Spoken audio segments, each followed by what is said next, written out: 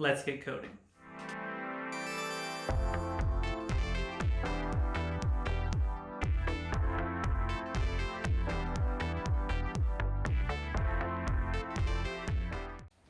Today we're going to talk about the 5 steps you have to do to think like a programmer. Step 1, you have to understand the problem. A lot of what we do as software engineers and programmers isn't actually coding, physically typing on the keyboard and coding something. Most of what we actually need to be doing is focusing on understanding the problem. Because if you understand the problem first, coding becomes almost secondary. The technicality of actually executing some kind of a code to complete some task is easy to do once you know the basics of coding. It's the problem solving that goes with it that can be very difficult. And if you understand the problem up front, it'll save you a ton of work later on the back end, refactoring, changing your code, fixing bugs, that kind of stuff later down the road. But sometimes understanding the problem can be the most difficult of all the steps as well. So it helps to have a few techniques to help you understand the problem. You'll hear a lot whenever you get into coding that requirements are king, right? You need to know the requirements of your program so when you code it, it meets those requirements. Now, a lot of that is interpersonal skills. You need to talk to your people who are actually going to be using your program, either your business or your user base, or maybe some people who might use it in the future if you're developing something to be a standalone product. Those people will be invaluable at setting up your requirement base. And an excellent tool to keep up with that is something like, a notebook. This is one of my notebooks I've had for many years.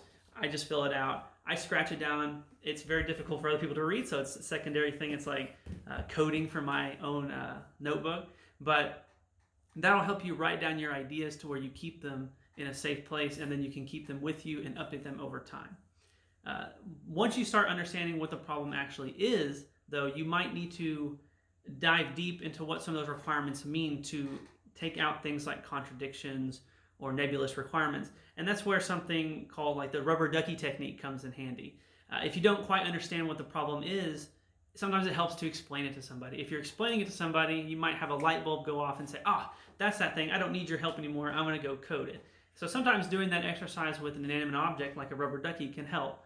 And when I was a developer at some companies, I actually used this little toy dragon. I would talk to the little dragon and he would tell me what the problem was, and I'd go out and I'd fix it.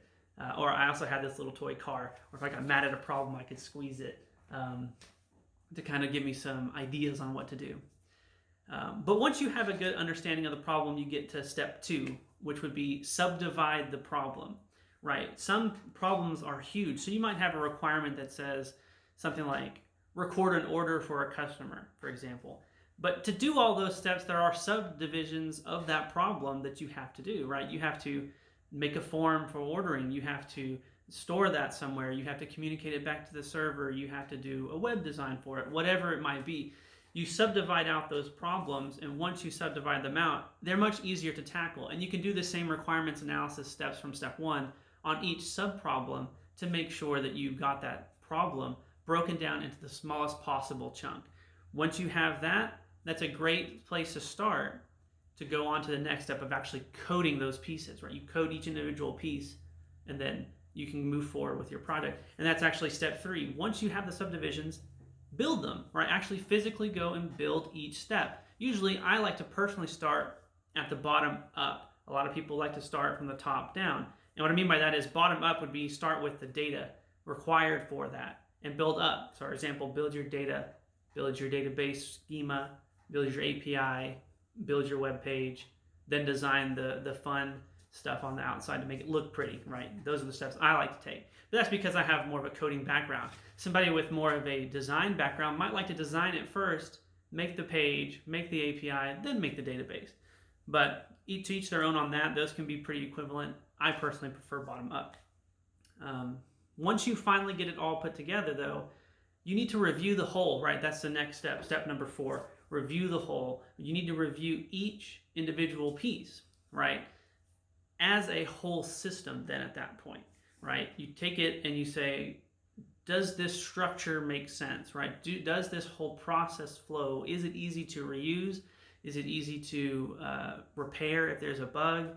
Whatever it might be. And that really helps you get an understanding of how your code will work in the long run. And the only way to do that is by repeating this over and over and a lot of repetition, right? It just comes with experience. But you have to try to analyze it as a whole from the get-go, so later down the line you don't have any major problems. And then finally, step number 5 would be actually going in and changing your code or refactoring your code based on what you figured out on step number 4.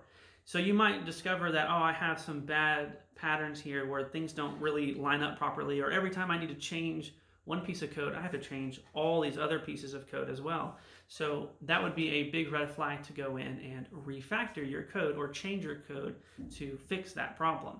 But that doesn't always have to happen right when you're finished. A lot of times you'll deploy something and not realize you had missed a requirement on previous step 1, right? So you have to go back and change your code or refactor your code to fix that so your process works properly. But once you have that process nailed down, you should be able to use these steps to continually work on your project. And once you get familiar with these and you repeat them over and over and over again, your experience will grow, and then this will almost become second nature, right? And this doesn't necessarily have to only apply to your programming problems, right? You can use this across the board for almost any kind of problem.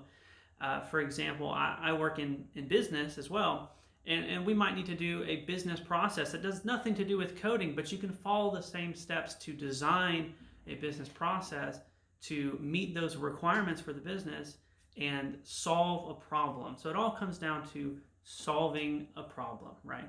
And that's, like I said before, what we do through most of our time, right? Most of what we do is problem solving. Anyway, guys, that's how you can think like a programmer. Once you repeat this enough times, you'll just start catching yourself thinking about this for all the problems you have, right? In the future, we'll be doing more videos about how to think like a programmer. We'll probably jump into each one of those individual steps with much greater detail. But for now, this should be a great basis for y'all to get started thinking like a programmer.